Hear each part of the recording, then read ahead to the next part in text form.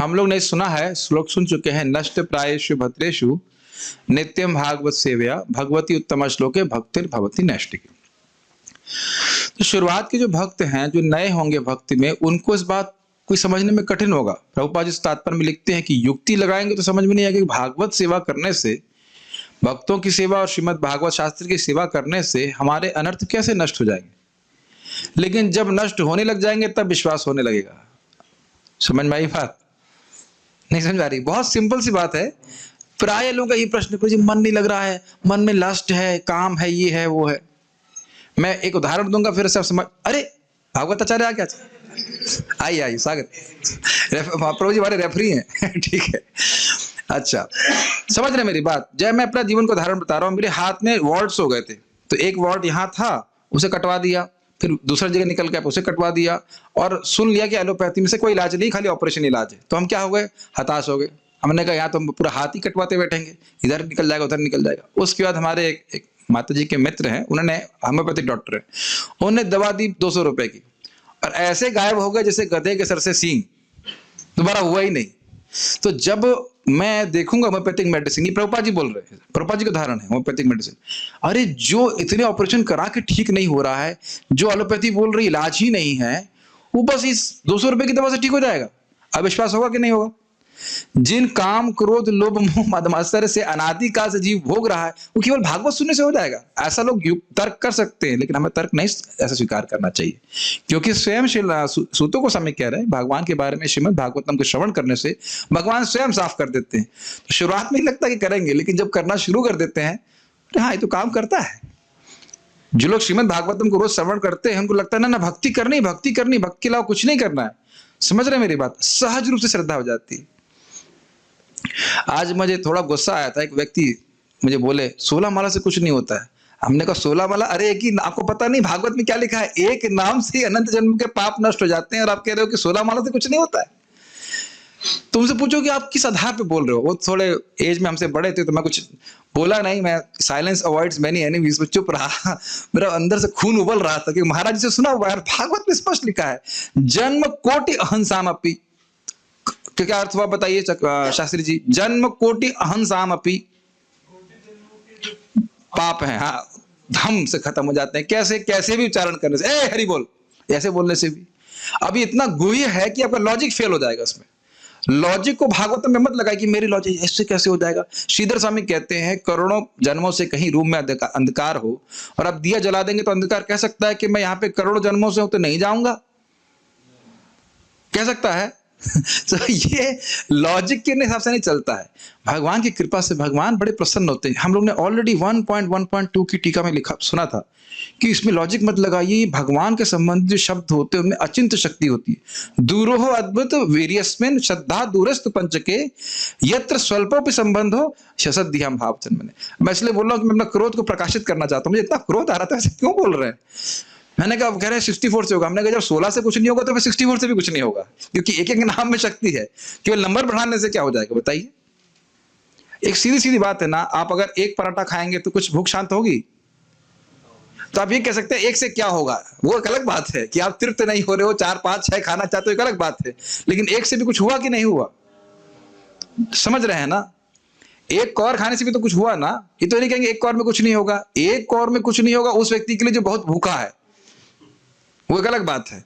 लेकिन एक कौर से भी कुछ होता है कि नहीं होता है? तुष्टि पुष्टि सुने थे ना हम। तो इसलिए मैं तो बहुत खुश होता हूं कि हमें भागवतम की गाइडेंस प्राप्त है, क्या करना चाहिए क्या नहीं करना चाहिए, क्या भक्ति की महिमा एकदम समझ में आ रही, स्पष्ट। नहीं तो भ्रमित करने के लिए लोग बहुत आ जाते।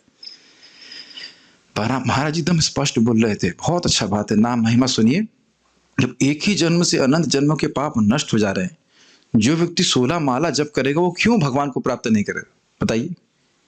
लॉजिक ऐसे लगाइए ना, ये बात पकड़ लीजिए कि जो भागवत की सिद्धांत बिल्कुल सही है। एक ही नाम से अनंत जन्म के पाप नष्ट होते हैं, और तुरंत दिखाई भी नहीं पड़ता। अजामिल के दिख रहे थे क्या? लेकिन वैष्णव बोल रहे हैं ना वहां पे, तो वो शास्त्र की बात को ग्रहण करके उसके अनुसार युक्ति चलानी चाहिए, अपनी स्वतंत्र युक्ति नहीं चलानी चाहिए। आप कहेंगे श्लोक तो शुरू करो, लेकिन मुझे वो क्रोध को मैं प्रकट करना चाहता हूं कि भागवत की महिमा, भक्ति की महिमा समझना चाहिए। हम लोग रूप गोस्वामी की बात सुनते थे ना, कौन महान व्यक्ति आपकी महिमा का वर्णन कर सकता है? मतलब नहीं कर सकता। महिमा नाम प्रभवती, आपके नाम की महिमा कोई समझ नहीं सकता, नाम स्वयं भगवान है भाई, तो इस प्रकार से नहीं कहना चाहिए। ठीक है, हम लोग ने श्लोक क्रमांक 19 में क्या देखा था? तदा रजस तमो भावा काम लोभ दयश्चये चेतिर एतिर अनाविद्धम स्थितम सत्वे प्रसिद्धति। तब यानी कि ये स्थिति है रुचि और आसक्ति की, इसमें रजगुण तमोगुण नष्ट हो जाता है, मतलब एकदम प्राय क्षीण हो जाता है, और उनके जो प्रभाव हैं काम और लोभ वो नष्ट हो जाते हैं। और उसकी दिया गया था उपमा कि हृदय में अगर बाण लगा हो तो टोमेटो सूप पी सकता है कोई? टोमेटो सूप का उदाहरण नहीं दिया गया था, खाने का बात बोली गई थी। ठीक है, खाने में बाण लगा हुआ है, तो अब ये अनाविध, ये चित्त से बाण निकल गए, शांति से व्यक्ति करता है, बड़ा अच्छा लग रहा है उसको, तो अब वह सत्वे प्रसिद्धि, शुद्ध सत्व में स्थित होकर के वह बड़ा प्रसन्न हो जाता है। अब क्या होता है? अब देखिए, मेरे पीछे बोलिए, माइक पे बोलिए। ये अब यहाँ पे भाव और प्रेम की स्तर की बात है। ठीक है, एवं प्रसन्न मनसो भगवद भक्ति योगतः भगवद तत्व विज्ञानम मुक्त संगस्य जायते एवं प्रसन्न मनसो भगवद भक्ति योगतः भगवद तत्व विज्ञानम मुक्त संगस्य जायते एवं प्रसन्न मनसो भगवद भक्ति योगतः भगवद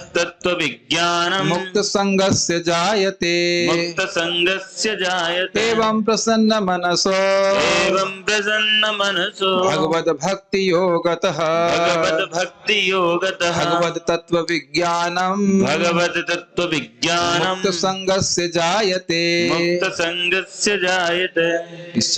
एवं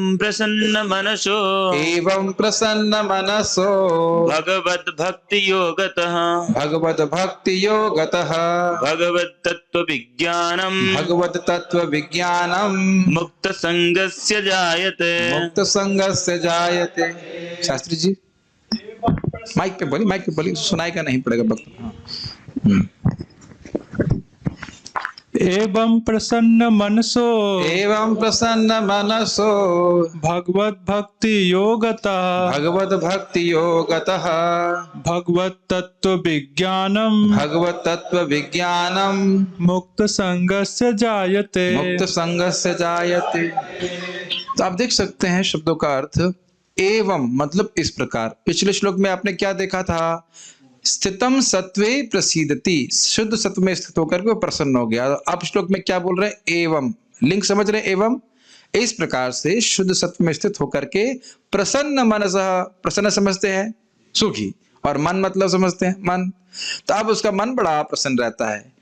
और भगवत भक्ति योगतः, भगवत भक्ति को प्राप्त हो जाता है। भगवत भक्ति योग मतलब भगवान के प्रेम उसे प्राप्त हो जाता है। यहाँ पे चक्रवर्ती पाद कह रहे हैं प्रसन्न मनसा मतलब अब वह भाव स्तर पे आ गया, रति पे आ गया, और उसका कारण बताएंगे। और भगवत भक्ति योग मतलब उसे भगवत प्रेम प्राप्त हो गया। दो समझ में आ रहा है? एवं प्रसन्नो मनसो मतलब बहुत अच्छा प्रसन्न हो गया। क्या है वो? सांद्रानंद विशेषात्मा, भाव का स्तर का, बहुत खुश, बहुत प्रसन्न है।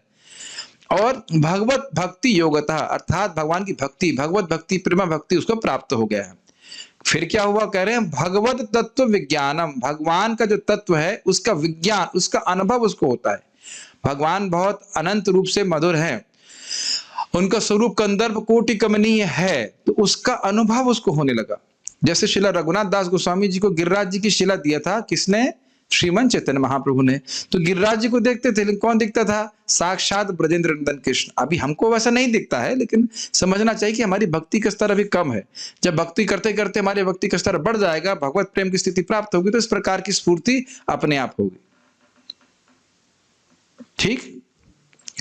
और कह रहे हैं मुक्त संग से जायते, मुक्त संग मतलब हो गया कि इस जगत की किसी भी आसक्ति से वह मुक्त हो जाते हैं। किसी भी वस्तु में, भौतिक वस्तु, किसी भौतिक वस्तु में उनकी कोई आसक्ति नहीं रहती। समझ में आ रहा है? ओके, हम लोग इसका वो पढ़ते हैं, अनुवाद पढ़ते हैं। अनुवाद। इस प्रकार शुद्ध सत्व में स्थित होकर जिस मनुष्य का मन भगवान की भक्ति के संसर्ग से प्रसन्न हो चुका होता है, उससे समस्त भौतिक संगति से मुक्त होने पर भगवान का सही वैज्ञानिक ज्ञान विज्ञान तत्व प्राप्त होता है। एक आज कोई भक्त पूछ रहे थे, प्रभु जी हर नाम में सुख कैसे मिले? हमने कहा अभी नहीं मिलेगा, जब मिलेगा तो आपको मालूम चल जाएगा कि मिलने लग गया। जैसे हम लोग प्रसाद ग्रहण करते हैं तो हर कौर पे क्या बोलते हैं, आ उसके लिए कोई हम लोग फाइट मारते हैं, फाइट मतलब संघर्ष करते हैं? नहीं करते। और जब बुखार होता है तब क्यों खाना पड़ रहा है? आहा थोड़ा चेंज हो जाता है कि नहीं? अनुभव है ना, अभी कुछ दिन पहले बुखार था ना, वही वस्तु है, वही वस्तु है। तो जब बुखार उतर जाएगा भक्ति कर करके, जितनी मात्रा में बुखार उतरेगा उतनी मात्रा में स्वाद अपने आप आने लगेगा, कोई प्रयास की जरूरत नहीं है। क्या श्लोक है हम लोग सुनते हैं वो, अतः श्री कृष्ण नामादि न भवेद ग्राह्यम इंद्रिय सेवोन्मुखे जीवदौ स्वयमेव स्फुरतः। भगवान की तत्व को हम भौतिक जड़ इंद्रियों से नहीं समझ सकते हैं। तो जब हम भगवान की सेवा करते हैं नाम उच्चारण करके, हरे कृष्णा कृष्णा कृष्णा हरे हरे, हरे राम राम राम हरे हरे, भगवान के बारे में श्रवण करते हैं, भगवान का प्रसाद ग्रहण करते हैं, तो अपने आप ही, यहाँ देख रहे ना, अपने आप ही भगवान की महिमा, भगवान का माधुर्य इत्यादि समझ में आने लगता है। ये एक विज्ञान है। बुद्धि से हम सोचते रहेंगे नहीं समझ में आएगा। बुद्धि से पहले ये निर्णय करना होगा कि भगवान मेरी बुद्धि के परे हैं, फिर उनके बताए हुए मार्ग पर चलेंगे तो भगवान फिर इसको प्रकट करेंगे, स्वयं प्रकाशित। मैंने कभी बता नहीं पाया तो समय है तो बोल दे रहा हूं। वेद के अनुसार, वेद की मतलब एक ऋचा है उसमें, उसमें बताया गया कि हे भगवान आपका नाम स्वयं प्रकाशक है। स्वयं प्रकाशक का अर्थ समझने का प्रयास कीजिए। स्वयं प्रकाशक अर्थ है उसको और किसी वस्तु को प्रकाशित करने की जरूरत नहीं है। ऐसा नहीं उसे किसी और अन्य की प्रकाश की आवश्यकता हो ताकि वो देखा जा सके। समझ रहे हैं? जैसे एग्जाम्पल के लिए मान लीजिए आप इस मोबाइल को देखते हैं, मोबाइल को क्यों देख पा रहे हैं? आंख से, और क्योंकि प्रकाश है। लेकिन सूर्य को क्यों देख पा रहे हैं? सूर्य का प्रकाश कहां से आ रहा है? अपने आप से। समझ में आया ना? तो भगवान का नाम जप करे, नाम की महिमा ना भी समझे, केवल जप करता रहेगा, जप करता रहेगा, जप करता रहेगा, भगवान स्वयं उसके हृदय में नाम प्रभु उदित होंगे और सारा ज्ञान नष्ट कर देंगे। समझ में आ गया? ऐसा नहीं कि नाम को समझने के लिए कुछ और की चीज की जरूरत होगी। ये बहुत बढ़िया बात है। लेकिन जब उदित होंगे तो अपनी इच्छा से होंगे, हमारी इच्छा से सूर्य उदित नहीं होते। आप ये नहीं कह सकते कि आज मैं माला करना शुरू किया तो कल ही उदित हो जाए भगवान। ठीक है ना? वो अपनी इच्छा से होंगे। अच्छा, दूसरा चीज, जब उदित होंगे तो आप रोक भी नहीं सकते। सूर्य को आप बुला नहीं सकते हो और रोक भी नहीं सकते। सूर्य अपनी इच्छा से उदित होते हैं। तो जब भक्त के हृदय में, जैसे हम यहाँ देख रहे हैं, भगवान का तत्व जागृत होने लगता है उनकी कृपा से, उनकी इच्छा से, तो सबको समझ में आता है, सारा अंधकार नष्ट हो जाता है। ये बहुत बड़ा विज्ञान है। अगर इसलिए उसको सुनेंगे तो नाम जप करने की, भागवतम श्रवण करने की इच्छा बहुत बढ़ जाती है, विश्वास बढ़ता है कि नहीं इसी से प्राप्ति होगी। आपको याद है आनंद प्रभु एक व्यक्ति बोल रहे थे हम दोनों को, ये पढ़ने पढ़ाने से कुछ नहीं होता। याद है आपको? नाम नहीं रख रहा हूं, आप जानते हैं, मेरे सामने पढ़े थे, हम दोनों मुंह बना लिए। ये क्या बोल रहे हैं? लिखा है कि भागवत श्रवण कीर्तन करने से भगवान की प्राप्ति हो जाएगी, और आप ये क्या बोल रहे हैं? आपको याद आ रहा है ना किसके बारे में बोल रहा था? हम लोग एकदम प्रभु जी मुंह बनाइए, क्या बोल रहे हैं? हम ये क्या बोल रहे हैं? सूत गोस्वामी से बिल्कुल विपरीत बोल रहे हैं। यहाँ बोल रहे हैं कि भगवान के बारे में श्रवण कीर्तन करोगे तो आप भगवत प्रेम की स्थिति को प्राप्त करोगे। और ये प्रमाण है चैतन्य चरितामृत में। रघुनाथ भट्ट गोस्वामी के बारे में लिखा हुआ है कि भागवत बोलते बोलते बोलते बोलते उनको भगवत प्रेम की स्थिति प्राप्त हो गई। एकदम स्पष्ट लिखा है। आदि लीला चैप्टर नंबर 11, जहां तक मुझे स्मरण आ रहा है। नित्यानंद प्रभु के पार्षदों के बारे में वर्णन है, या मैं भूल रहा हूँ, 11-10 में ऐसे कुछ एग्जाम्पल है, एकदम स्पष्ट। और हमने पढ़ाई था कि भागवत कब तक पढ़ना है? जब तक बेहोश नहीं हो जाए, प्रलय नहीं होने लगता है। तो इसमें कोई संदेह नहीं करना चाहिए। समझ रहे हैं ना मेरी बात? ठीक है। अच्छा, तो यहां पढ़ते हैं सारार्थ दर्शनी टीका। इस श्रवण कीर्तन की प्रक्रिया के द्वारा, क्लियर है, कोई और प्रक्रिया नहीं करनी, यही श्रवण कीर्तन की प्रक्रिया के द्वारा आसक्ति की अवस्था प्राप्त होने पर, जिसका वर्णन पिछले श्लोक में हुआ था, भगवान कृष्ण की आराधना हर्षण होने लगती है और इसके उपरांत रति प्रकट होती है, अर्थात प्रसन्न मनसा। रति अर्थात भाव स्तर, जो प्रेम के स्तर के जस्ट पहला वाला स्तर है। श्रद्धा, साधु संग, भजन क्रिया, अनर्थ निवृत्ति, निष्ठा, रुचि, आसक्ति, भाव और प्रेम। रुचि और आसक्ति का वर्णन पिछले श्लोक में हुआ। और अब इस श्लोक में क्या है कि आसक्ति आ गई तो अब एक व्यसन हो गया है, अब हमसे भक्ति छूटी नहीं जा रही है। एकदम एक व्यसन समझते हैं, बुरी आदत, छोड़ना भी चाहे तो छोड़ नहीं सकता, ये होता है। तो इसीलिए कह रहे हैं कि निरंतर भक्ति हो पा रही है। आप देखो इस समय कोई कहे कि निरंतर भक्ति कर पा रहा है भक्त, तो मुश्किल होता है, नहीं कर पाते क्योंकि इतना टेस्ट नहीं है। लेकिन जैसे जैसे टेस्ट बढ़ता जाएगा तो भक्ति करना छोड़ा ही नहीं जाएगा। इसे कहते हैं नेचुरल टेस्ट। आप लोगों को, हम सब लोगों को रात में 7-8 घंटे सोने में कोई दिक्कत आती है? 5-6 घंटे कि हम साधना कार्ड भरते हैं, प्रभु जी हम 6 घंटे सोए रात में। सहज टेस्ट है ना सोने के लिए, कुछ कुछ अंदाजा लग रहा है ना। कुछ तो महाराज बहुत सुंदर एग्जाम्पल दिए थे, कुछ अंतर बता रहे थे वो रुचि और आसक्ति में। मुझे करेक्ट कीजिएगा, मैं शायद गलत हो सकता हूं, मैं थोड़ा अपनी स्मृति से बोल रहा हूं, पहले बोलता हूं आप बताइएगा। मैंने कहा था कि देखो स्नान करना भी अच्छा लगता है, मैं गलत हो सकता हूं, मुझे एक बार फिर से करेक्ट कीजिएगा, लेकिन सोना भी बहुत अच्छा लगता है। ऐसा कुछ बोल रहे थे महाराज, रुचि आसक्ति में क्या भेद बता रहे थे, याद है किसी को? हाँ जरा बताइए, थोड़ा हेल्प कीजिए। हाँ, रुचि में भक्ति के जो लिम्स है पार्टिकुलर, उसमें टेस्ट रहता है। आसक्ति में भगवान से आसक्त रहते हैं। हाँ, थैंक यू। हाँ ठीक है, तो ये कह रहे हैं कि रुचि में बहुत अच्छा अंतर बता रहे हैं। रुचि में जो भक्ति कर रहे हैं, श्रवण कीर्तन कर रहे हैं, भक्ति की जो सेवा कर रहे हैं, बिल्कुल सही बोल रहे हैं, उसमें टेस्ट होता है। और आसक्ति में भगवान से जो जिनकी सेवा कर रहे हैं उनसे आसक्ति हो जाती है। ये प्रभुपाद जी बोलते हैं कि प्रारंभ में सेवा में टेस्ट होता है और बाद में भक्त भगवत प्रेम में स्थित हो जाता है। जिस व्यक्ति की, आप अब ये बताइए, आपको श्रवण कीर्तन ज्यादा अच्छा लगता है कि भगवान अच्छे लगते हैं? अगर ऐसे अलग अलग तरह से बोला जाए तो उसे अंतर नहीं है, लेकिन फिर भी श्रवण कीर्तन ज्यादा अच्छा लगता है अभी। अब भगवान के सामने भी इतना नहीं हम जो है टिक पाते, वो अंतर नहीं, मैं खाली इस प्रकार से बोल रहा हूं कि अंतर दिख रहा है। सेवा में टेस्ट होता है और फिर भगवान से व्यक्ति प्रेम, भगवान से भी आसक्त हो जाता है। ये बहुत अच्छा, थैंक यू। आप रोज क्यों नहीं आते हो? ये हेल्प करने के लिए कोई चाहिए ना। ठीक है, कुछ चार्जेस हैं आपके? ठीक है। तो अब जो है जब इस प्रकार की आसक्ति हो गई तो वह लगातार भगवान की सेवा में लगा रहेगा। आसक्ति देख रहे ना, इन्हें क्या बोला, भगवान कृष्ण की आराधना हर्षण होने लगती है, वो छोड़ ही नहीं पाता। तो जब ऐसी स्थिति आ गई उसके बाद भाव स्तर पे हो जाता है। भाव स्तर में कोई प्रयास ही नहीं करना पड़ता है, कोई भक्ति करने का प्रयास नहीं होता है, वो अपने आप ही भक्ति होती रहती है। जैसे आजकल लोग बोलते हैं, जब कीजिए हमारी तो सांस सांस में हरे कृष्णा हो रहा है। मैंने कहा आपकी सांस में तो हरे कृष्णा है, लेकिन मुंह में क्या सुरती क्यों है? फिर मुंह में तो सुरती नहीं होनी चाहिए। देखिए ना, आपने कई बार लोगों के मुंह में सुरती होगी, कहेंगे हम तो हर जगह हरे कृष्णा कर रहे हैं, सांस सांस में कर रहे हैं। हमारा तो अभी तक सांस सांस में नहीं हो रहा, आपका कैसे हो जा रहा है? तो सांस सांस में हरे कृष्ण मंत्र होगा भाव स्तर पे, एकदम कुछ सोचना ही नहीं पड़ेगा, हमेशा आपका चलते फिरते भी हरे कृष्ण मंत्र, हमेशा भगवान की स्फूर्ति रहेगी। ठीक है, तो उससे पहले तो लोग मेहनत करनी पड़ेगी। रति के बिना, बहुत ध्यानपूर्वक सुनिए, रति यानी भाव के बिना साधक निरंतर रूप से भोगों से विरक्त नहीं हो सकता है, और भोगों से निरंतर विरक्त हुए बिना मन का प्रसन्न हो पाना संभव नहीं है। इसलिए वो कह रहे हैं कि प्रसन्न मनसा अर्थात रति। पता नहीं आप लोग समझ पा रहे हैं कि नहीं, ये बहुत गंभीर बात है। ये बताइए कि हमारे जीवन में दुख कहां से आता है? गीता के आधार पर बताओ, श्लोक कोट करके, इसीलिए मैं श्लोक रखा नहीं यहाँ पे। भगवत गीता के अनुसार दुख का स्रोत क्या है?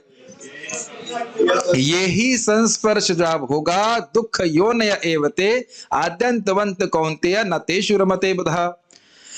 जो इंद्रियों से उत्पन्न तथाकथित सुख है वही दुख की योनि, दुख के स्रोत हैं। तो उसमें जो बुद्धिमान व्यक्ति है वह उसमें रमण नहीं करता। ठीक, अब ये कह रहे हैं कि जब तक भाव स्तर प्राप्त नहीं है तब तक हमेशा हमेशा भोगों से विरक्त होना मुश्किल है। बहुत गंभीरता से समझिएगा, हमेशा भोगों से विरक्त होना मुश्किल है। और आप भक्तों के जीवन में कभी देखें कि कोई भक्त अगर भोग में गिर गया तो उसमें आश्चर्य नहीं करना चाहिए कि वो भाव स्तर पे नहीं है अभी। लेकिन इसका अर्थ यह हम अगर कभी भोगों में प्रवृत्त हो जाते हैं तो इसका अर्थ यह नहीं है कि हम अभी भक्ति में प्रगति नहीं कर सकते। क्या ये बात संगत समझ में आ रही है? एक जैसे देखिए, अब मैं बहुत ही अजीब सा एग्जाम्पल देता हूँ। मल खाने की इच्छा बिल्कुल नहीं होती, नाम कर, मन में भी नहीं आता ना कि प्रभु जी जब कर रहे हैं मल खाने की इच्छा हो रही है। ऐसी बातें बोल रहा हूँ, अजीब सा लग रहा है, लेकिन नहीं होता ना, सहज रूप से नहीं होता ना, ऐसी विरक्ति हो जाए।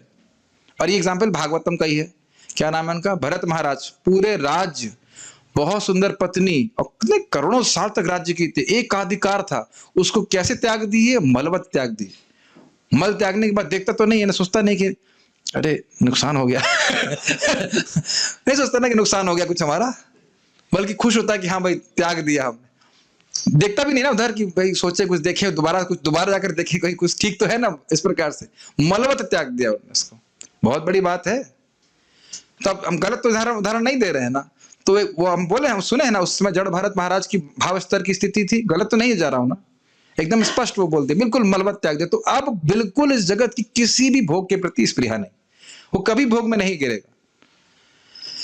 ये हमारे लिए बहुत बड़ी शिक्षा है कि भक्त लोग भक्ति कर रहे हैं और हम सब लोग प्रायः भाव स्तर पे नहीं हैं। तो भक्तों कभी कभी सोते हुए दिख लिए अधिक, या अधिक कुछ खा लेते हुए दिख लिए, तो उनकी दोष निकालना ये उचित नहीं है। मेरी बात समझ रहे हैं? वो भक्ति कर रहे हैं, धीरे धीरे करके सारी भोग की वासना समाप्त हो जाएगी। और हमें स्वयं भी अपने प्रति आश्वस्त रहना चाहिए, भक्ति के प्रति आश्वस्त रहना चाहिए कि जो भी भोग की वासना हो, गरिष्ठ से गरिष्ठ भी, जैसे जैसे मैं भक्ति में प्रगति करता जाऊंगा, ये अपने आप ही हृदय से चली जाएंगे। लोगों को शुरुआत में विश्वास होता नहीं है, लेकिन अगर भक्ति करते रहेंगे तो देखेंगे हाँ वाकई चली गई। भगवान में आसक्ति बढ़ती जा रही है तो स्वाभाविक सी बात है कि हम भोगों से निरासक्त हो रहे हैं। जैसे मान लो हम पश्चिम दिशा में हो, बहुत अधिक पश्चिम दिशा में हो, लेकिन पूर्व दिशा की ओर अभिमुख हो गए, तो आप पूर्व की तरफ जैसे जैसे बढ़ रहे हैं तो पश्चिम से दूर जा रहे हैं कि नहीं। और ये पश्चिम है और ये पूर्व है और इसका सेंटर पॉइंट है। आप पश्चिम में चले गए थे बहुत, और पश्चिम से घूम करके इधर आ रहे हैं, तो सेंटर पॉइंट तक नहीं पहुंचे हैं, तब भी आप पश्चिम में ही है कि नहीं। फिर उसके बाद फिर आगे बढ़ेंगे तो पूर्व की तरफ जाते जा रहे हैं। तो क्या आपका दोष निकाला जाए कि भाई ये तो पश्चिम में पड़ा हुआ है, वो पूर्व की तरफ जा रहा है। ये टीका में आएगा, इसलिए मैं समझा रहा हूं इस बात को। क्या समझ में आ रहा है? समझ में आ रहा है ना? भक्तों का दोष नहीं निकालना चाहिए। मुझे ये ऐसा मत सोचिए ऐसा नहीं होता। एक व्यक्ति हमारे आश्रम ज्वाइन किया और वो हमने कहा चलो प्रसाद पाओ, हम तो बड़े से प्रेम से ले गए, भाई ब्रह्मचारी संग खाओ, बढ़िया प्रसाद मिलेगा। उसने देखा ब्रह्मचारी गिरिराज जी बना बना के खा रहे, धमाधम दावल चावल सपोर्ट रहे पूरा। उन्होंने कहा अरे पकौड़े खा रहे, कह रहा यहाँ तो लोग बहुत भोग कर रहे हैं, उसको पता नहीं है भगवान का प्रसाद है। उसने आश्रम छोड़ दिया। हमने कहा लोग प्रसादम की वजह से टिकते हैं, तुमने प्रसादम की वजह से छोड़ दिया आश्रम। कहता है नहीं मैं भी ऐसे खाने लग जाऊंगा पकौड़े। हमने कहा तो भाई पकौड़े खाने के लिए रुक जा, भक्ति वृंदावन में रुक तो चला, लेकिन चला गया। वो देख रहे कैसी मति होती है। मतलब भगवान क्या बताओ, अच्छा प्रसाद खिला रहे तो भी दिक्कत है, कैसे रोका जाए लोगों को। खैर तो आप समझ गए ना, भोगों से विरक्त। वैसे प्रसाद खाना भोग नहीं है, मैं जस्ट एग्जाम्पल दे रहा हूं। तो अब हम समझ गए ना कि भाई जीवन में जब दुख का जो स्रोत है वो है ही नहीं, भोग है ही नहीं जीवन में, और लगातार भगवान की सेवा है जो सुखमय है, तो फिर तो सुखी हो ही जाएगा ना। इसीलिए बोल रहे एवं प्रसन्न मनसा। क्या आप मुझे दिला सकते हैं भाव के जो 9 सिम्टम्स हैं, उनमें से एक सिम्टम ये है ना विरक्ति। यस यस यस, विरक्ति माने शून्यता। तो विरक्ति का स्तर ये भाव का स्तर है, बिल्कुल भोग की स्पृहा नहीं। हम सुनते हैं तो कम से कम लालसा तो होती है ना कि मुझे भाव स्तर प्राप्त हो, इच्छा तो आनी चाहिए। फिर जो इच्छा पूर्ण करने वाले वो इच्छा पूर्ण कर देंगे। क्या लगता है अमरनाथ रू, कौन है इच्छा पूर्ण करने वाले? भगवान श्री कृष्ण। तो इच्छा तो आए, इसलिए सुनना चाहिए। इसके उपरांत भगवान में प्रेम प्रकट होता है। ये साध्य भक्ति का वर्णन है। इससे पहले तक साधना का वर्णन था, ये साध्य भक्ति है। कौन सी साध्य भक्ति है? भाव भक्ति, प्रेम भक्ति। इसके उपरांत भगवान में प्रेम प्रकट होता है भगवत भक्ति योगतः। इस प्रेम के द्वारा भगवान के रूप, गुण, लीला, ऐश्वर्य एवं माधुर्य का अनुभव होता है।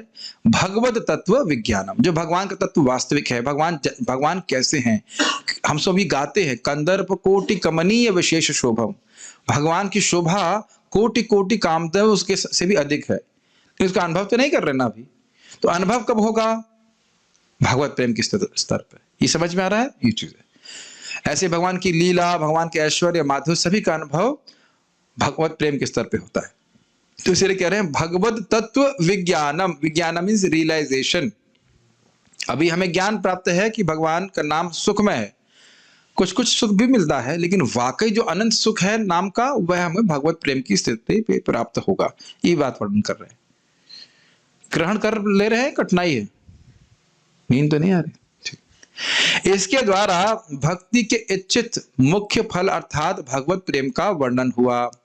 भगवान के प्रेम के द्वारा इस प्रकार का अनुभव होता है, इसका वर्णन कर रहे हैं। शब्द है भगवत भक्ति योगतः।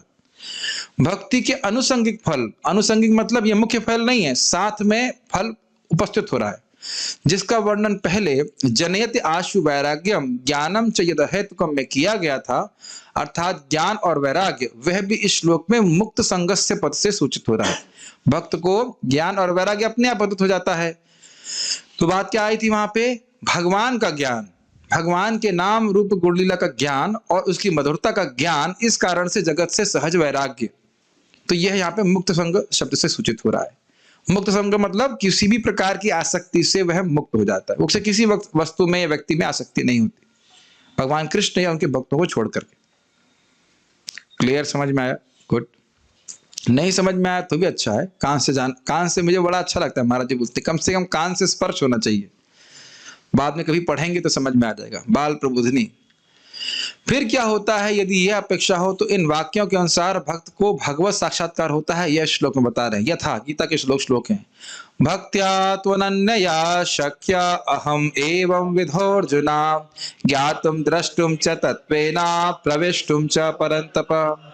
हे अर्जुन, केवल अनन्य भक्ति द्वारा मुझे इस रूप में समझा जा सकता है जिस रूप में मैं तुम्हारे समक्ष खड़ा हूं, और इसी प्रकार मेरा साक्षात दर्शन भी किया जा सकता है। केवल इसी विधि से तुम मेरे ज्ञान के रहस्य को पा सकते हो। स्पष्ट समझ में आया? ये श्लोक क्यों कोट कर रहे हैं? ये प्रमाणित करने के लिए कि भगवान का प्रेम प्राप्त करके ही, भगवान स्वयं कह रहे हैं कि भगवान का मेरा प्रति प्रेम प्राप्त करके ही तुम मुझको यथावत समझ पाओगे। कितने बड़े हैं, कितने मोटे हैं, कैसे हैं, सब कुछ समझ में आ जाएगा। ग्रहण हो रहा है, मुश्किल हो रहा है? टीका में क्यों बोल रहे हैं, समझ में आ रहा है? भगवान की स्वयं की उक्ति है कि बेटा जब तुमको प्रेम प्राप्त होगा तब तुम मुझको समझोगे। और प्रेम कैसे प्राप्त होगा? भगवान की भक्ति करके। ठीक। दूसरा श्लोक, भक्त्या माम अभिजानाति यावान यश्चास्मि तत्वतः ततो माम तत्वतो ज्ञात्वा विशते तदनंतरम। भक्त्या माम अभिजानाति, भक्ति के द्वारा तुम मुझको अभिजानाति बहुत अच्छे से जान पाओगे। यावन यश्चास्मि तत्वतः, जैसा मैं तत्व में हूं बिल्कुल उसी प्रकार से। ततो माम तत्व तो ज्ञाता, तब मुझे तत्व में जानकर विशति तद अनंतरम, तुम मेरे धाम की प्राप्ति कर लोगे, वैकुंठ की प्राप्ति कर लोगे। तो वैकुंठ जाने की योग्यता क्या है? भगवत प्रेम, ये स्टैंडर्ड है।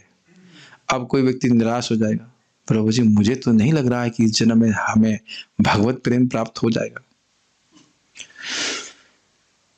उसकी चिंता नहीं करनी चाहिए। जिसको बहुत बड़ा भगवत प्रेम प्राप्त है उसका स्पॉन्सरशिप हमारे पास है।